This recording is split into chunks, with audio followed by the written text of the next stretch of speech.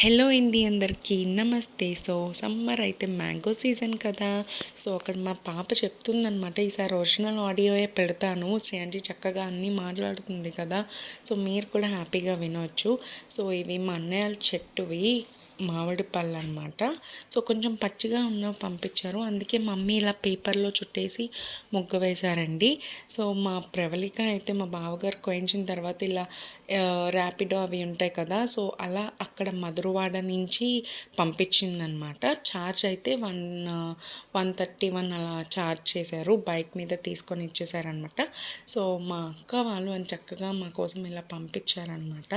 So happy అనిపించింది. And మా శ్రేయాంజీ కూడా మంచిగా ఎంజాయ్ చేస్తుంది మ్యాంగోస్ని.